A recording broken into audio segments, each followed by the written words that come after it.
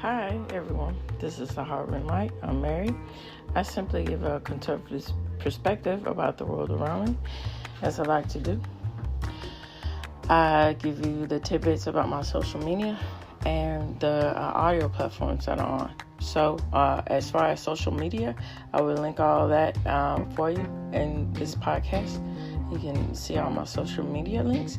And on as far as my audio platforms, I am on iHeartRadio. I'm on Spotify for podcasters, and I'm on Pandora, and I'm on Overcast, and I'm looking to grow to where it comes down to where we find and enjoy your podcast. I'm on that. So let's get into this. We are talking about Barbie.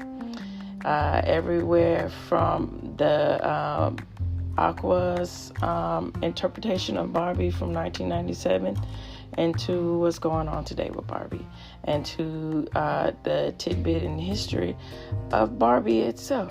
So let's get into this.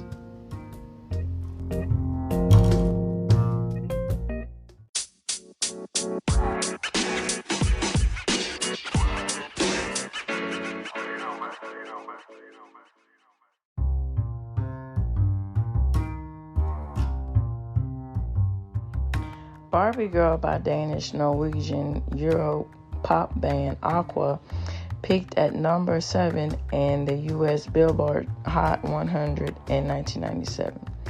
It topped the charts from the UK to Australia in the year of its release and was Belgium's second best-selling single of the decade, and that was just behind Elton John.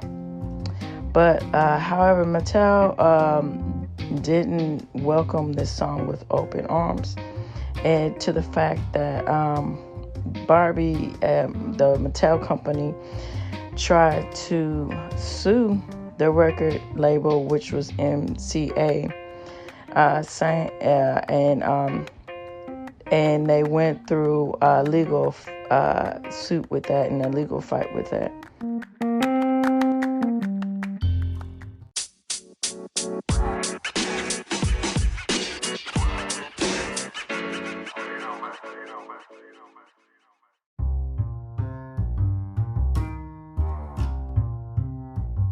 The reason why Barbie Girl from Aqua's debut album was such an issue is because it poked fun at the squeaky clean values Barbie hold on and represented.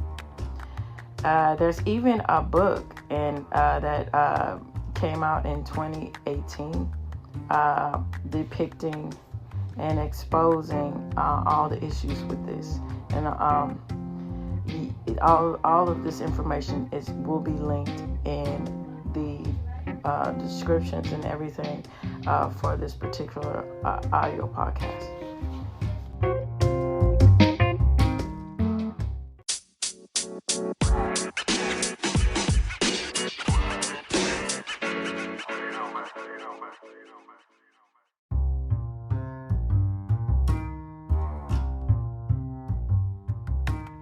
So let's turn this into a more positive light for Barbie.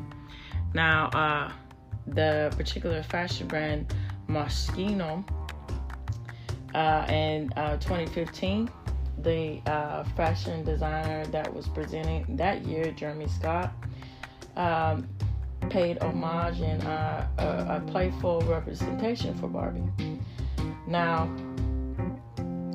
love or hate his fashion style, what he did was represent Barbie in all of the essence of the 80s that the Moschino brand represented, and everything that goes along with Rodeo Drive, where Barbie is from, as you know, the California flagship headquarters of Barbie. And they even went as far as having the models roller skate on the runway. And then also in this particular fashion show that was presented in Milan, they even had VIP bags with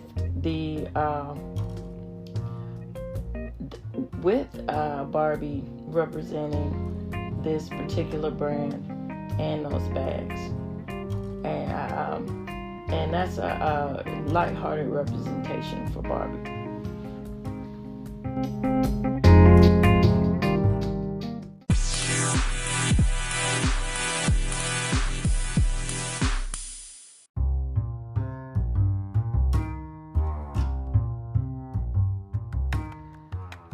Now, however, let's go back to a negative depiction of Barbie. Again, unfortunately, and this is showcased in the current Barbie movie.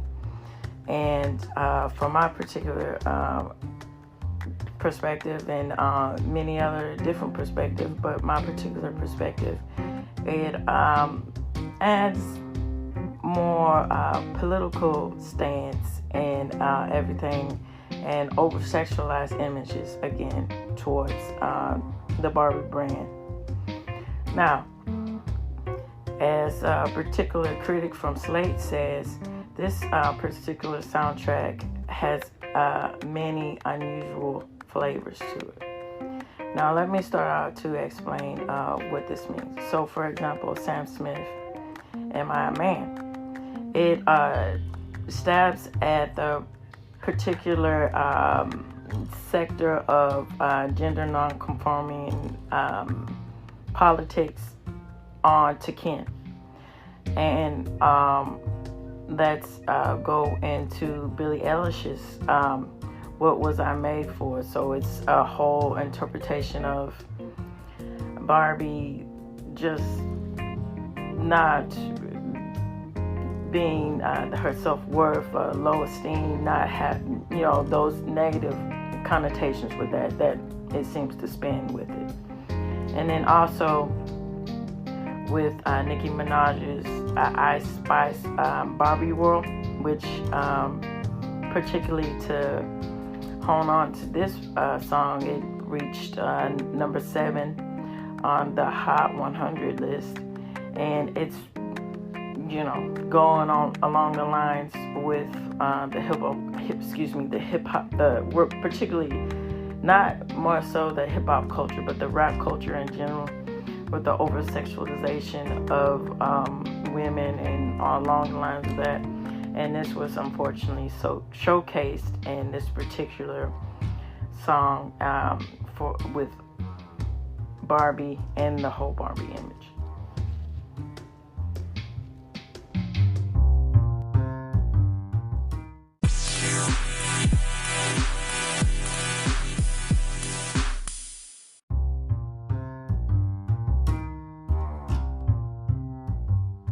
Let's talk about the history of Barbie.